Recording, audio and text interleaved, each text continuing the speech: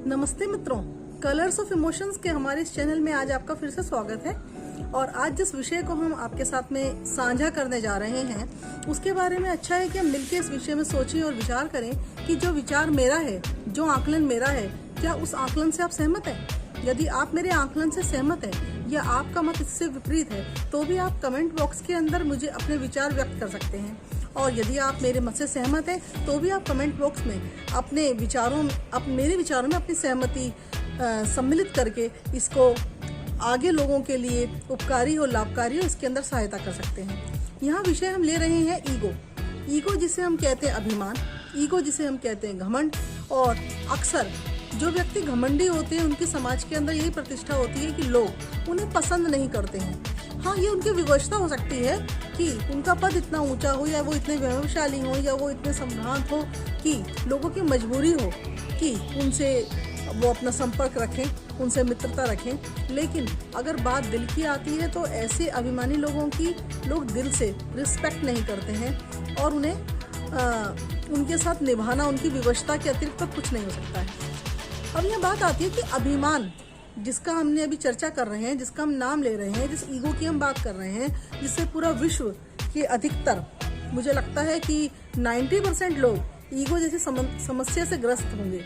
अब आप सोचेंगे कि ऐसा कैसे हो सकता है, सभी लोग तो अभिमानी नहीं होते हैं। नहीं जनाब, आप जो सोच रहे हैं वो शायद गलत सोच रहे हैं, क्योंकि ईगो किसी एक प्रकार का नहीं होता है। ईगो विभिन्न प्रकार का हो सकता है। जैसे कि किसी को अपने बाप दादा की प्रॉपर्टी में बहुत सारा वैभव मिल जाए और उसे अहंकार हो जाए कि वो कितना संपन्न है और वो दूसरे लोगों को ये समझे कि इनके पास तो कुछ भी नहीं है, तो ये उसका ईगो है। दूसरी तरफ एक व्यक्ति बहुत सुंदर है, एक महिला को ईश्वर ने बहुत सुंदरता दी है और लोग उसकी सुंदरता को देख के मंत्रमुग्ध हो जाते हैं और वो इसी चीज़ का अहंकार पाल ले कि हाँ मैं कितनी सुंदर हूँ। और ये सोचकर वो कम सुंदर लोगों को ये सोचे कि हीन है, ये उसका अहंकार है। कई बार लोगों की बुद्धि बड़ी प्रखर होती है, वो बहुत अच्छे निर्णय लेना जानते हैं और ये ईश्वर के द्वारा दिया गया उनका एक आशीर्वाद होता है कि वो ऐसी बुद्धि के स्वामी होते हैं। अच्छे निर्णय लेने से उनकी अच्छी प्रगति होती है, आगे बढ़ते हैं और उनको इसी चीज़ का अहंकार हो जाता है। वो अपनी बुद्धि के आगे किसी और के विचार जानना ही नहीं चाहते हैं।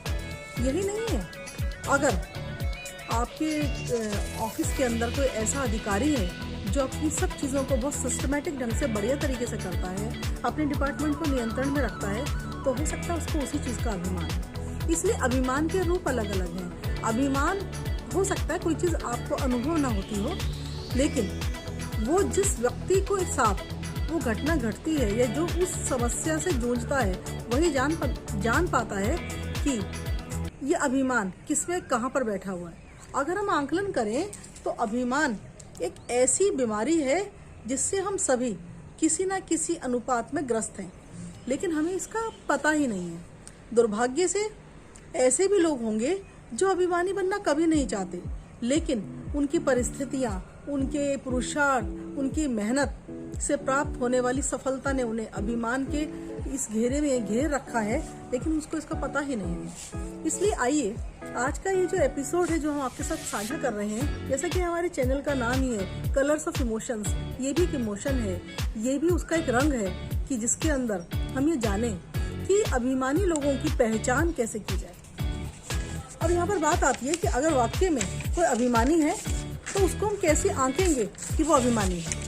इसके अंदर आता है कि आपने देखा होगा अभिमानी लोग में क्योंकि एक सुपीरियरिटी कॉम्प्लेक्स से वो भरे हुए होते हैं, वो खूब ज़्यादा होता है इनमें, इसलिए वो किसी की परवाह नहीं करते हैं और अपने अभिमान में ही जीते हैं। ऐसे लोगों की मित्रता अक्सर कम लोगों से होती है, वो जल्दी से लोगों को मित्र नहीं बनाते हैं। इसके अलावा अभिमानी लोग जो होते हैं उनसे अगर कोई त्रुटि हो जाए तो उस त्रुटि को स्वीकार करने में भी उनको अपनी तौहीन अनुभव होती है। उनको ऐसा लगता है कि अगर मैंने ये गलती मान ली कि मेरे से त्रुटि हुई है तो इसके अंदर तो मेरा स्वाभिमान जो है वो आड़े आ जाएगा, मैं अपनी गलती नहीं मानूंगा क्योंकि मैं तो गलती कर ही नहीं सकता हूँ। तो अभिमानी लोग अपनी गलती को स्वीकार करने में अपनी तौहीन समझते हैं। तीसरी चीज़ कि जो अभिमानी लोग होते हैं वो गुड लिसनर अक्सर नहीं हुआ करते। वो किसी को सुनना ही नहीं चाहते, क्योंकि उनके पास ही व्यक्त करने के लिए, बताने के लिए इतनी सारी चीज़ें होती हैं कि वो अपने एक्सपीरियंसेस, अपनी बातें लोगों तक पहुंचाना चाहते हैं, ये बताने के लिए कि हाउ सुपीरियर दे आर। इसलिए अभिमानी व्यक्ति की भी पहचान है कि अभिमानी लोग अच्छे लिसनर नहीं होते हैं। अब यह बात आती है कि अच्छे लिसनर तो वो नहीं होते हैं, उसके साथ साथ वो अच्छे शिक्षक भी नहीं बन पाते हैं। उसका कारण ये है कि एक शिक्षक बनने के लिए आपका लेवल ऑफ पेशेंस जो है वो इस सीमा तक होना चाहिए कि दूसरों के द्वारा की गई त्रुटियों को आप माफ़ कर सकें या आप समझ सकें कि वो ऐसी गलती क्यों कर पा रहा है। और एक शिक्षक वो होता है जो अपने छात्र की कमियों को जानते हुए उन्हें सुधारने का प्रयास करता है। एक शिक्षक का पेशेंस लेवल बहुत अच्छा होना चाहिए, तभी वो दूसरे को कुछ सिखा पाएगा। तो एक जो अभिमानी व्यक्ति है, एक इगोस्टिक व्यक्ति है, एक घमंडी व्यक्ति जो है वो एक अच्छा शिक्षक भी नहीं बन पाता है, क्योंकि बहुत जल्दी अपनी पेशेंस वो खो देता है। उसको लगता है इतनी सी बात समझ में नहीं आ रही है, कितने मोटी बुद्धि का व्यक्ति है। तो अभिमानी की भी पहचान है कि वो अच्छा शिक्षक नहीं होता, लेकिन ऐसा नहीं है, वो ये अभिमान जानबूझकर करता है। ये अभिमान अनायास उसके स्वभाव का एक अंग बन जाता है और वो लगातार इसको रिपीट करता रहता है, क्योंकि वो ऐसी दुविधा में है कि वो अपने आप को तो श्रेष्ठ समझ रहा है, इसलिए दूसरे की अच्छाइयों को भी नहीं जान पा रहा।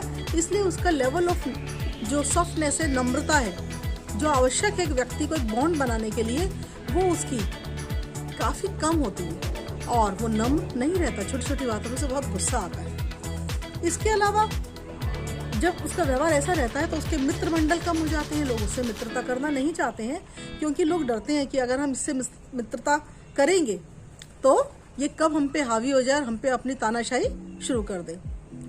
ऐसी ही स्थिति के अंदर एक अभिमानी व्यक्ति कैसा बन जाता है, वो दूसरों का शोषण भी करने लग जाता है। उसे पता ही नहीं होता कि मैं शोषण कर रहा हूँ, उसे इस चीज़ की जानकारी नहीं होती। ऐसा नहीं है कि वो जानबूझ के ऐसा करता है, लेकिन अनायास उससे ये हो जाता है, क्योंकि अपने आप को श्रेष्ठ समझने की जो उसकी प्रवृत्ति है, उसके कारण वो दूसरे की श्रेष्ठता क्या, दूसरे की सामान्य सी बात जो कि बिल्कुल सही है, सटीक है, उसे भी आत्मसात या जानने समझने का प्रयास नहीं करता है।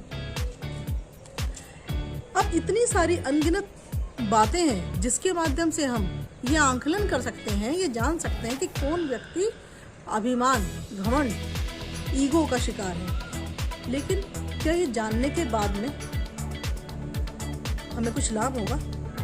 औरों के बारे में जानने से हमें कुछ लाभ नहीं होगा, जब तक कि हम इन्हीं सब चीज़ों को अपने आप में न ढूंढें। हम ये देखें कि क्या ये सब विचार बिंदु जो हमने एक अभिमानी व्यक्ति के विषय में रखे हैं, क्या वो हमें भी तो नहीं है? जिस दिन ये आंकलन हम शुरू कर देंगे, हम जानने की कोशिश करेंगे कि हाँ, इसमें कुछ त्रुटियाँ मैं भी अपने में लिए हुए हूँ और मुझे इन त्रुटियों को दूर करना चाहिए, तब तक हमारी इस चर्चा का कोई अर्थ नहीं बचता है।